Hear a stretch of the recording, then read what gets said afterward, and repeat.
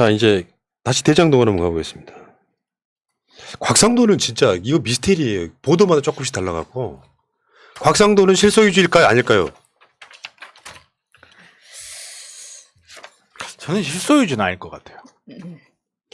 아니, 그러니까 이게 지금 대장동을 바라볼 때 실소유주가 한 명이라는 생각을 가면 이 말이 이해가 안 돼요. 그러니까 가장 큰 덩치가 움직였던 것은 하나은행 등이잖아요. 그러면 내가 투자를 했거나 내가 투자를 거의 안 했지만 엄청 가져간 놈이 범인인 거잖아. 그러면 여기 등장하는 여러 개의 은행들이 있잖아요. 그 은행들은 권력에 의해서 움직인 사람들이야. 실소유주일 수가 없어. 어떤 실소유주가 이거를 모든 걸 세팅한 게 아니라 필요한 사람들이 모여서 권력으로 은행들을 움직이고 설계를 나중에 할 때는 화천대유. 그 화천대유가 만든 사실은 복제품인 천화동인이 상당히 많이 가져가게 만들었을 때 거기에 가장 영향력을 많이 행사한 사람이 누구냐? 이렇게 봤을 때는 곽상도도 실소유 중에 한 명으로 봐야 된다는 거지. 그렇죠. 실소유주를 만약 그렇게 본다면 결과물로 50억을 일단 가져갔으니까. 근데 거기에 지금 그런 보도 하나 나왔죠. 하나은행 컨소시엄의 중재를 도왔다는 거. 요거요. 나오고 있어요. 지금 검찰이 수사하는 것도 이 맥락이에요, 이 맥락. 그래서 그걸 도와줘서 곽상도 아들이 곽상도 대신에 돈을 받았다. 그냥 국민의힘 게이트이잖아요. 탈당만 하면 그게 그걸로 끝납니까?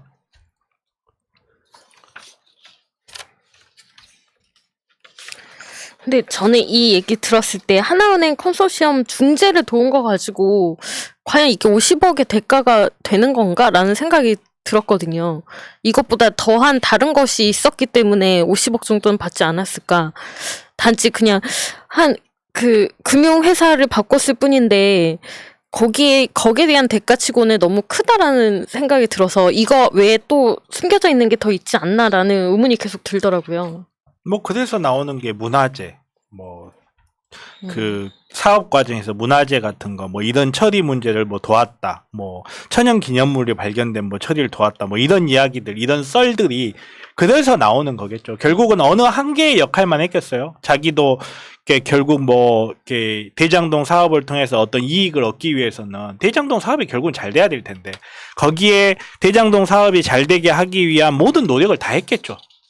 뭐 하나은행 컨소시엄에 중재를 도왔는지 아니면 정말로 뭐 문화재 관련된 이런 문제를 잘 처리했는지 어쨌는지 이것까지 우리가 구체적으로 알 수는 없지만 곽상도의 역할은 제 생각에 롤플레이였을 것 같아요. 어떤 하나의 역할만 전담해서 하는 게 아니고 사실 청와대 민정수석이라는 자리가 그렇잖아요.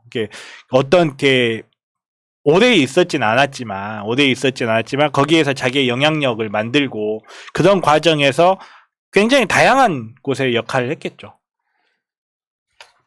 결국은 검찰이 수사를 하면서 이제 곽상도 아들 그 50억을 추징 보전. 일단은 법적인 판결이 나기 전에는 이거 못 찾아가. 라고 하는 데 있어서 법원이 이걸 받아들여 준 거잖아요. 그러면 법원도 상당 부분 그렇게 봤다는 거죠. 대가성 뇌물.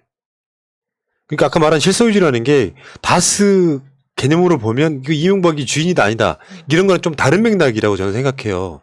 그러니까 이를테면 여러 동업자 비슷한 사람 어떤 역할을 한 사람이 등장을 해서 뭔가 해결해주고 한쪽에서는 은행을 끌어오고 이 은행들 다 끌어오는 데는 나 곽상도가 역할을 했다고 생각하진 않아요. 그 은행들을 움직이는 건 분명히 최순실이라는 이름이 지금 거론되고 있잖아요. 이 구조가 들어있는 것이고 거기에 이제 막 끼어드는 뭐 박영수가 있고요. 강찬우 전 그때 대장동 관련한 수사들 딱 털어갖고 그 사람들 이렇게 청소해준 사람 뭐 각가지 등장하는 사람들 여기 또 최재경 부산저축은행에서 그 대출을 받은 사람들 중에 왜 대장동 그 팀만 봐줬느냐 이런 것들이 다 연결짓다가 보면 이제 큰 얼개가 보이는데 아직도 이놈의 새끼들이 그 이재명 지사가 뭘 그 돈을 얻기 위해서 저는 제가 봤을 때 이쯤 되면 국민의힘도 알고 있다고 생각해요. 퇴각을 할 수가 없으니까 계속 이재명 물고 늘어지면서 황무성 성남도시공사 첫 번째 사장 이야기가 계속 늘고 나오는데 현상적으로 보면은 곽상도를 비롯한 국민의힘 또는 이 건설 카르텔 이런 것들이 같이 작동했단 말이야. 검사들하고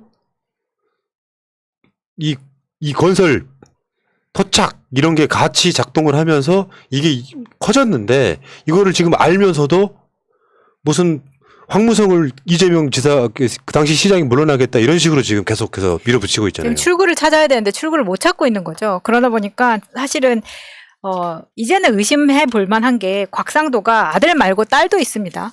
근데 여기에서 대가성 뇌물이라는 게 사실 계좌가 여러 개가 있어야 그걸 나눠서 받을 수 있단 말이에요. 그래야 티도 안 나고 가는데 지금은 아들만 걸렸지만 과연 딸은 괜찮은가? 아니면 뭐 사촌까지도 넘어갈 수 있는 거잖아요. 왜냐면 박영수가 딸 말고 딸도 받았지만 외사촌까지 나왔을 때는 외사촌에 100억까지 있을 때는 저는 그 친인척 관계를 더 넓게 봐야 된다고 생각합니다. 그러면 진짜 큰일 나는 거겠죠. 근데 여기서 가장 문제는 언론이 너무 편파적으로 보도를 하고 있기 때문에 아직도 이만큼 진실이 가려져 있음에도 불구하고 대다수의 매스미디어에서는 이렇게 보도하고 있지 않다는 게 가장 큰 문제고 가장 크게 싸워야 될 쟁점이라고 생각합니다. 그러니까 뭘 잠깐 뭐 알선해주고 이런 게 아니라 곽상도 한 역할이 지금까지 나오고 있는 것만 인허가에 도움을 제공했고요. 펀딩에 기여했고요.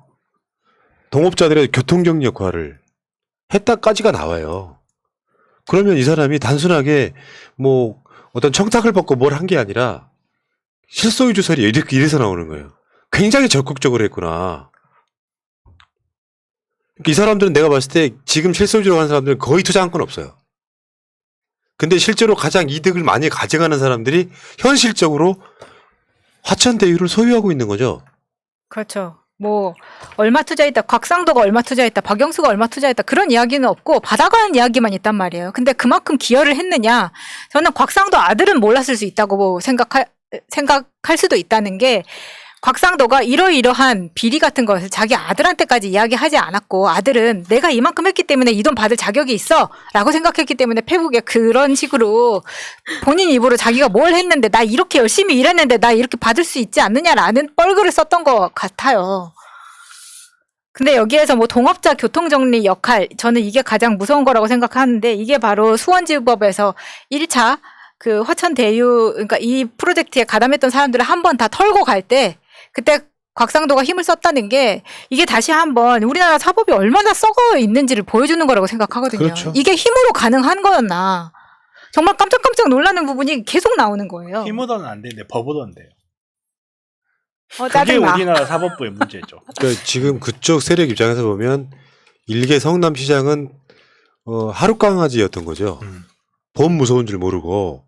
근데 어떻게 공식적으로 하니까 어떻게 건드릴 수는 없고 야 해달라는 대로 해줘라. 나머지 부분에 대해서는 우리가 나눠 먹을 거야. 지금도 걔 주장은 그거 아니에요. 그 컨소시엄 구성한 게 하나은행인데 그 하나은행은 왜 하천대유한테 총무의 역할을 맡겼냐. 이것부터 들어가 보면 된다. 하나은행 같은 경우는 뭐 원래 이제 그 이야기 들어보면은 원래 거기에 뭐 증권사 뭐 하나은행 같은 뭐 국민은행 같은 이런 계속 많이 들어오잖아요. 그 사람들이 거기에 보고 엄청난 이득을 보려고 들어온 게 아니라 권력이 들어가라고 계속 종용하고 아이 투자해 뭐 이거 뭐 좀 해줘. 그러면 결국에는 은행은 손해만 안 보면 되는 거죠. 그러니까 들어가서 적극적으로 이익을 보려고 하는 구조가 아니라 이 수익금 배분하는 거 보면 그 사람들은 손해만 안 보면 되는 거죠. 나머지 실제로는 다 화천대유에 몰려 있다가 어떻게 이재명과 연관이 있겠냐고요. 불가능한 이야기고. 그런데 아직도 저쪽에서는 지금 성남도시공사 초대 사장에 대한 황무성 씨에 대한 그냥 여기서 그냥 간단히 이야기할게요. 이제 말하기도 귀찮다. 이거 한번 그냥 보세요. 팩트체크 한번 해드릴게요. 황무성 전 사장이 실제 사임인 2015년 3월 11일 이전부터 업무 불능에 놓였다는 일부 보도는 사실이 아닙니다. 그러니까 이재명 시장 쪽이 계속해서 이게 압박을 하는 바람에 사실이 아니다. 공모 지침서 최종 결재는 유동규 본부장이 아니라 황무성 사장입니다. 그 공모 지침서 있잖아요. 여기에 무슨 뭐 수익 상한 뭐 이런 걸 뺐다 이렇게 얘기했는데 이걸 결재한 사람은 유동규가 아니라 황무성이라는 거예요. 공모 지침서는 황 씨의 녹취일로부터 일주일 후에 당시 공사 사장인 황무성 씨 본인의 결재로 확정됐습니다. 근데 마치 지금 언론은 유동규가 한 것처럼 그렇죠. 보도하고 있고요. 황무성 씨를 대신해 유 본부장이 공모 지침서를 확정했다는 주장은 사실이 아닙니다. 황 씨의 사임일은 공모 지침서가 확정된 이후인 2015년 3월 11일입니다. 이거 다 해놓고 나갔어, 이 사람. 그러니까요. 언론은 황 씨가 왜 사퇴 압박 자작극을 퍼뜨리는지 그 배경에 대해 취재해 주기 바랍니다. 이재명 후보 측은 왜곡 음해 가짜뉴스에 대해 엄중 책임을 물을 것입니다. 이게 자작극이라는 얘기가 나온 이유가 그거거든요. 실제로 다른 건이 걸려 있거나, 그러니까 지금 황무성은 저 감옥에 갇혀 있는 박철민이랑 똑같은 역할을 하고 있는 거잖아요. 이재명 지사가 당시 시장일 때 황무성 나가라고 계속해서 종용했다는 느낌을 이야기했잖아요. 근데 그 사람은 그 당시에 사기 혐의로 재판을 받고 있었다.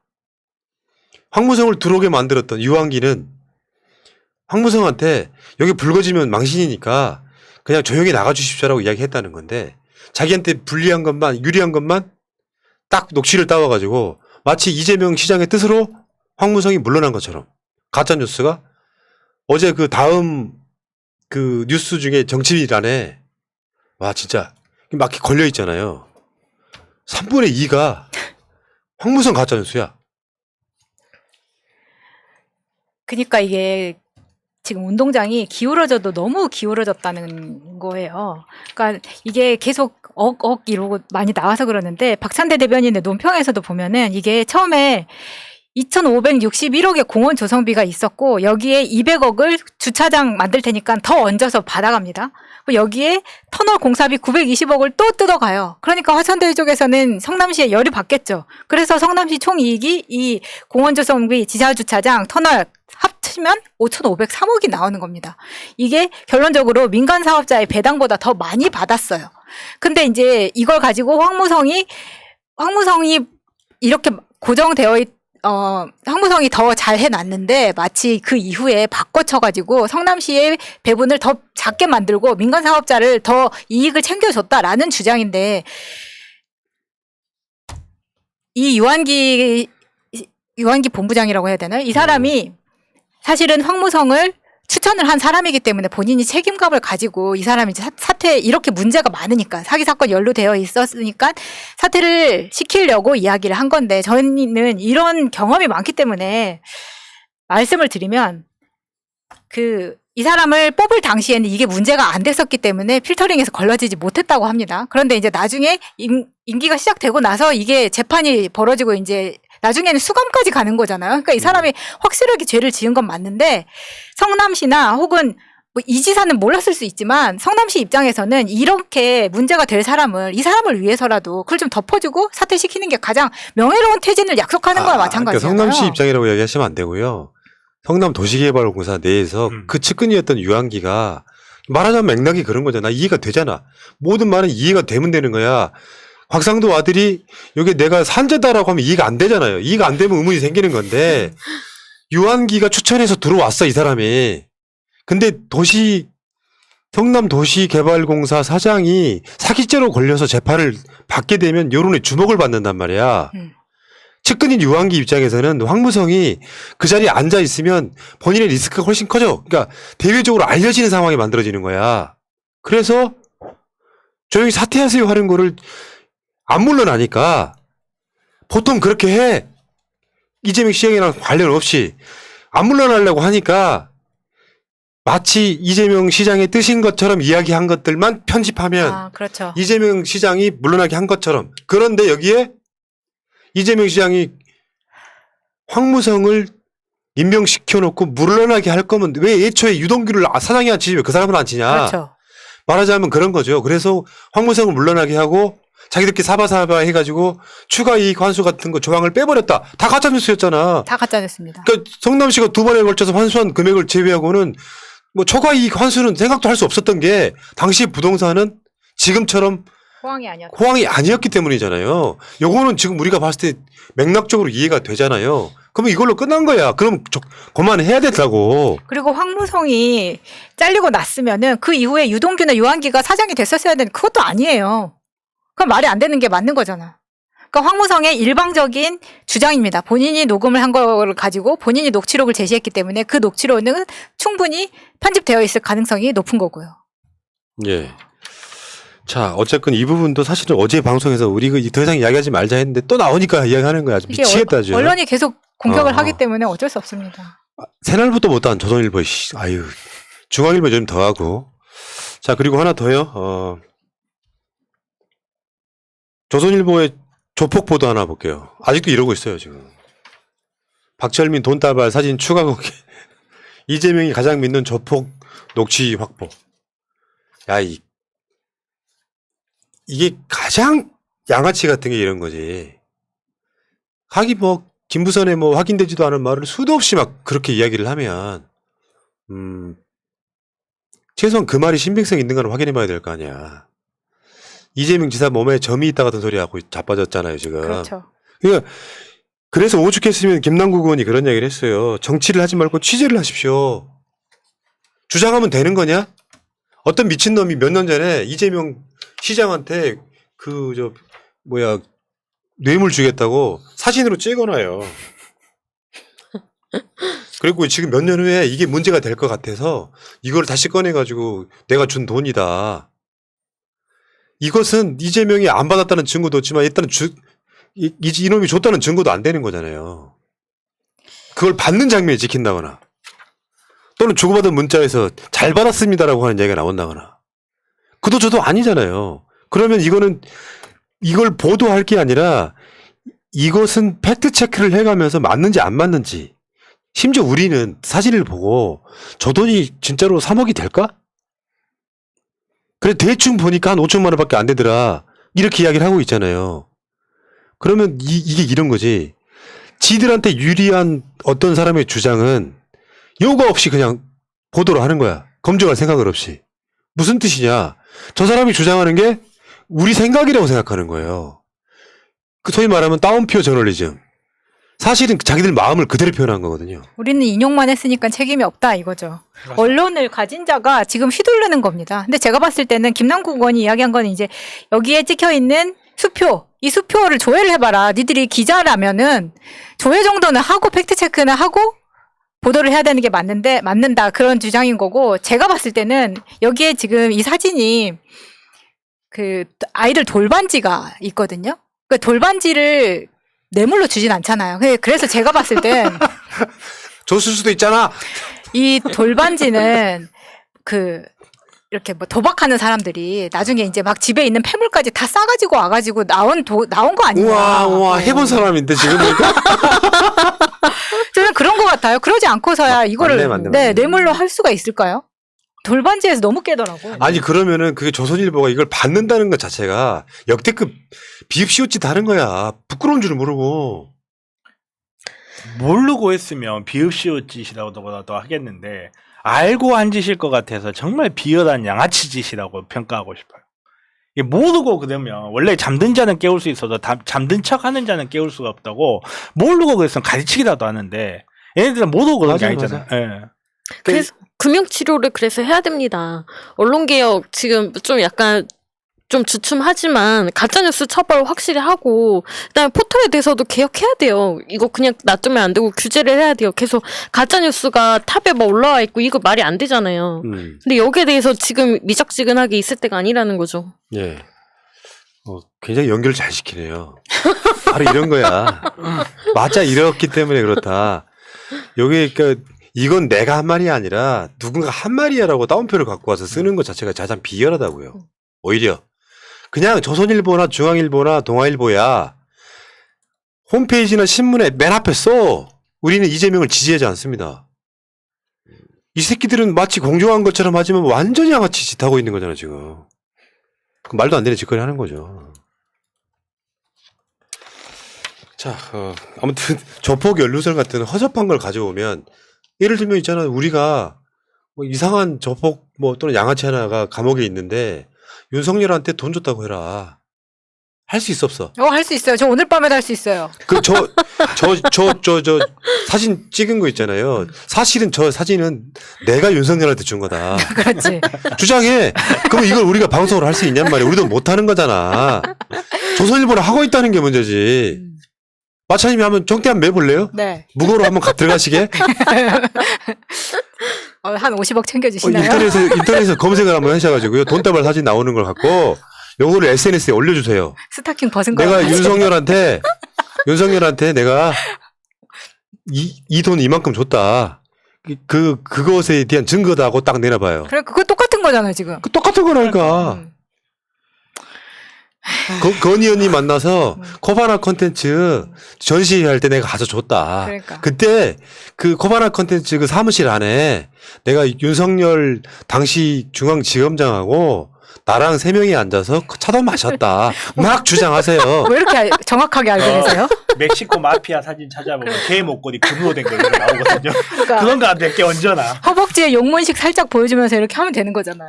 이재명 후보가 대통령 가는 길이 험난하긴 합니다만 뭔가 존나 개연성이라도 있어야 뭐 이게 마음속으로 이렇게 뭔가 우리가 불안심이라도 생기지 너무 조잡해가지고 이게 도대체 아니 뭐 하는 근데 저는 이런 걸 보면서 조금 불안심이 생기는 게 너무너무 조잡하긴 한데 중도에 있거나 이재명에 대한 살짝 비호감이 있는 사람들이 호감을 느끼는 걸 굉장히 이런 것들이 방해하거든요. 맞아. 좋은 정책을 내고 뭐 이야기를 하면 저 중도에 있던 사람들이 이재명에 대해서 별로 관심이 없다가도 이재명이 뭐 국민 재난지원금 100만 원 내자고 해서 그래? 라고 했다가 찾아보다가 뭐야 돈 받은 놈이네. 그렇지. 대부분 사람들은 머릿속에서 그래 논리적으로 푸나님처럼 생각을 하지 않아요. 대부분 사람들은 그냥 기사에 딱 나와 있으면 딱 보고 어휴 돈 받았네. 조폭이 돈 줬는갑네. 특히나 이재명 지사에 대해서 정말로 중립적 위치에 있거나 약간 비호감의 위치에 있는 사람들 그대로 그냥 받아들여 버리거든요. 그걸 조중동이 아니까 써먹는 거예요. 그렇죠. 국민이 개돼지라고 지금 본인들이 일 설파하고 있는 거죠. 거기에 넘어가면 진짜 개돼지 되는 거예요. 따옴표 저널리즘이란 부르기도 아까운 수준입니다. 언론이 아닌 땐 굴뚝에 연기라도 짚히기 위해 조폭의 대변인 노릇을 하고 있으니 국민이 언론 개혁을 요구하는 것입니다. 재갈 물린다고 반발만 할 것이 아니라 언론이 자정작용을 하지 못하고 있음을 돌아봐야 할 때입니다라고 김남국 의원이 이야기했습니다. 여기까지.